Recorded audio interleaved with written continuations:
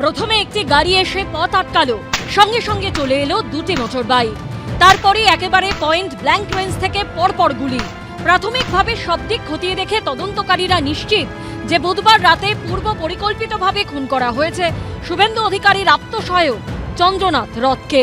হামলা চালানোর পর গাড়িও একটি মোটরবাইক ফেলে পালায় আততায়ীরা। এখন সেগুলি তদন্তকারীদের স্ক্যানারে। পুলিশ সূত্রে দাবি, খুনের প্রায় 6 ঘন্টা আগেই এলাকায় দেখা যায় দুষ্কৃতীদের ব্যবহৃত নিসান মাইক্রা গাড়িটি। ঘটনার 3 ঘন্টা আগে দৌতলা মোড় থেকে 1 কিলোমিটার দূরে নোয়াইখালী ব্রিজে দেখা যায়। তদন্তকারীদের অনুমান, অনেক আগে থেকেই রেকি করছিল দুষ্কৃতীরা। পুলিশ সূত্রে খবর যে নিসান মাইক্রা গাড়িটি আততায়ীরা ব্যবহার করেছে সেটিতে অন্য একটি গাড়ির নম্বর প্লেট লাগানো ছিল। শুধু নম্বর চুরি করাই নয়, একই মডেলের গাড়িও ব্যবহার করে আততায়ীরা। এই হচ্ছে সেই গাড়ি, যে গাড়ি কিন্তু পথ আটকে দাঁড়িয়েছিল একেবারে শুভেন্দু অধিকারী আত্মসহায়কের। পুলিশ কিন্তু খতিয়ে দেখছে যে গাড়িটির নাম্বার প্লেট সেটা কিন্তু যে 4G এবং সেটা কিন্তু যে নকল, সেটা কিন্তু ইতিমধ্যে স্পষ্ট হয়েছে পুলিশের বয়ানে। এবং ডিজি সিদ্ধিনাথ গুপ্তা তিনি কিন্তু জানিয়েছেন যে এই গাড়িটি যেটা ব্যবহার করা হয়েছে সেই গাড়ির যে নাম্বার প্লেট, সেই নাম্বার প্লেট রয়েছে কিন্তু শিলিগুড়িতে একটি গাড়ির, এবং সেই গাড়ির মালিকের সঙ্গে তারা কথা বলেছেন এবং তার বক্তব্য অনুযায়ী গাড়ি কিন্তু তার নিজের কাছেই রয়েছে। পুলিশ সূত্রে খবর, নম্বর প্লেটের সূত্র ধরে শিলিগুড়ির এক বাসিন্দার সঙ্গে যোগাযোগ করা হয়। সামনে আসে উইলিয়াম জোসেফ নামে এই ব্যক্তি, যার নামে এই গাড়িটি রেজিস্টার্ড। বৃহস্পতিবার তাকে মাটিগাড়া থানায় ডেকে জিজ্ঞাসাবাদ করে পুলিশ। প্রথম যে গাড়িটি আত্মসহায়কের গাড়ির সামনে এসে দাঁড়ায় এবং তারপর এই আততায়ী বা খুনিরা তারা আগ্নেয়াস্ত্র নিয়ে আসে এবং ঘটনা ঘটায়, সেই গাড়ির যে নাম্বার, সেই নাম্বার WB74AK2270।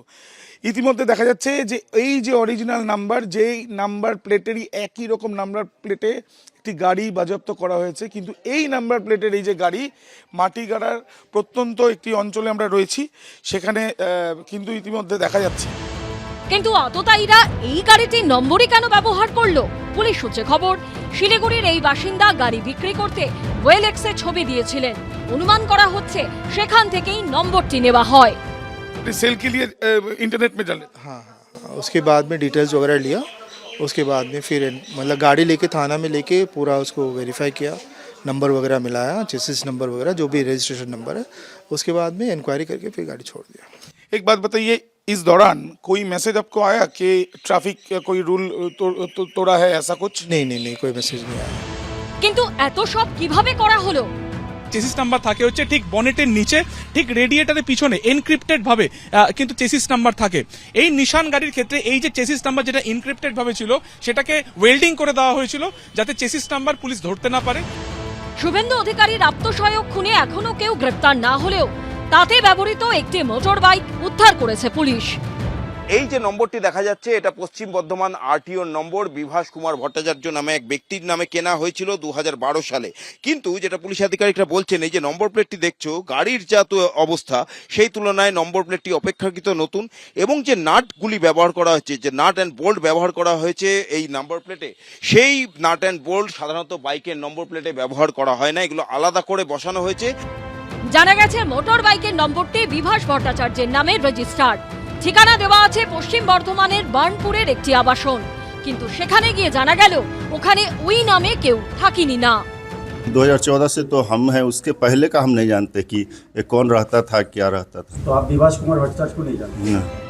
বারবার যোগাযোগের চেষ্টা করা হলেও বিভাস ভট্টাচার্যের ফোন নট রিচেবল।